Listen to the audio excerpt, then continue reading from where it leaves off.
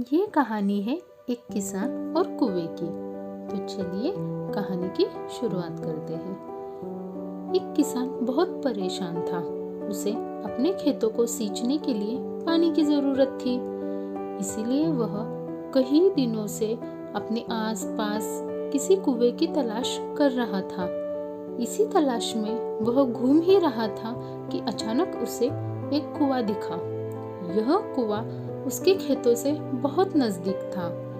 इसीलिए किसान बहुत खुश हो गया।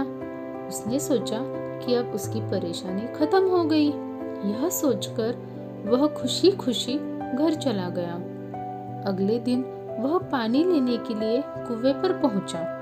जैसे ही उसने कुएं के नजदीक रखी बाल्टी कुएं में डाली, वहां एक आदमी आ धमका।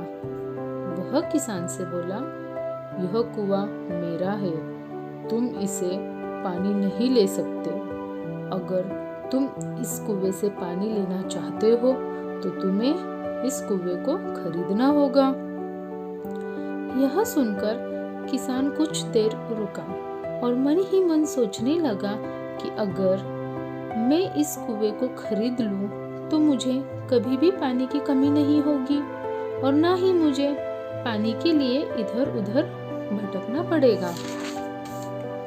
किसान के पास उतने पैसे तो नहीं थे, लेकिन वह यह मौका छोड़ना नहीं चाहता था। इसीलिए किसान ने उस आदमी को अगले दिन वह रकम देने का वादा किया और घर की ओर चल दिया। किसान के लिए कुआं खरीदने का अच्छा मौका था। इसीलिए वह इस काम में जरा भी देरी नहीं करना चाहता था। घर पहुंचते ही उसने अपने करीबियों और दोस्तों से इस बारे में बात की और कुएं के लिए तय हुई रकम का इंतजाम करने में जुट गया। थोड़ी भागा दौड़ और कोशिश के बाद आखिरकार उसने वह रकम जमा कर दी। अब वह पूरी तरह से निश्चिंत हो चुका था कि उससे कुआं खरीदने से कोई नहीं रोक सकता। जमा हुए पैसे को लेकर वह फिर घर चला गया। उसे बड़ी बेसब्री से इंतजार था कि कब रात खत्म होगी और वह कुआं खरीदने जाएगा। इसी सोच में वह पूरी रात सो नहीं सका। अगले दिन सुबह होते ही वह कुआं खरीदने निकल पड़ा। उस आदमी के घर पहुंचकर किसान ने उसके हाथ पर पैसे रखे और कुएं को खरीद लिया। अब तो कुआं किसान का हो ही गया था, तो उसने पानी निकालने में देर नहीं की। जैसे ही किसान ने कुएं से पानी निकालने के लिए बाल्टी उठाई, उस आदमी ने फिर से बोला, ठहरो, तुम इस कुएं से पानी नहीं निकाल सकते हो। मैंने तुम्हें कुआं बेचा है, कुएं का पानी अभी भी मेरा है। किसान मायूस हो गया और न्याय के लिए राजा के दरबार में शिकायत करने पहुंच गया। मालूम है राजा का नाम क्या है? राजा अकबर।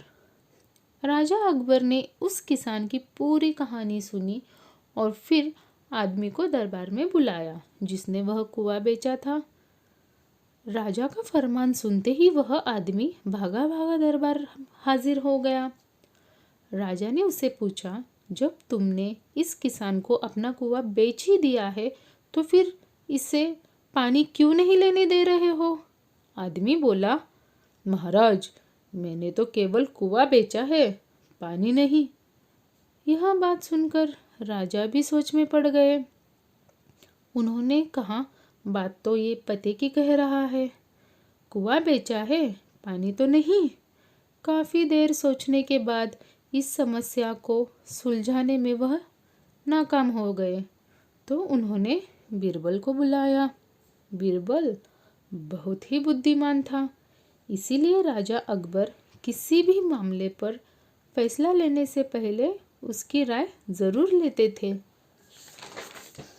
बीरबल ने एक बार फिर से दोनों से इस समस्या पे पूछताछ की। पूरी बात जानने के बाद बीरबल ने उस आदमी से कहा, ठीक है, तुमने कुआं बेचा है, पानी नहीं, फिर तुम्हारा पानी किसान के कुएं में क्या कर रहा है?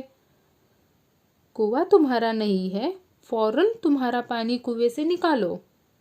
बीरबल का इतना कहते ही उस आदमी को समझ आ गया अब उसकी चालाकी किसी काम की नहीं। तो उसने तुरंत राजा से माफ़ी मांगी और माना कि कुएं के साथ साथ कुएं का पानी भी किसान का है, किसान का पूरा अधिकार है उस कुएं पे, उस पानी पे।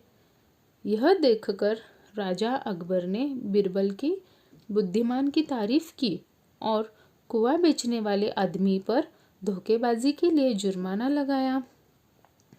कहानी से सीख, मॉरल ऑफ द स्टोरी। किसान और कुएं की कहानी से पता चलता है कि अपने आप को दूसरों से अधिक चालाक नहीं समझना चाहिए, साथ ही धोखा देने की आदत से दूर रहना चाहिए, क्योंकि कोई ऐसा भी हो सकता है जो आपसे भी अधिक बुद्धि का इस्तेमाल करना जानता हो। ऐसे में आपका धोखा पकड़ा जाएगा और अपने किए का भुगतान करना होगा, जैसे इस कहानी के अंत में कुआं बेचने वाले आदमी को करना पड़ा। Thank you.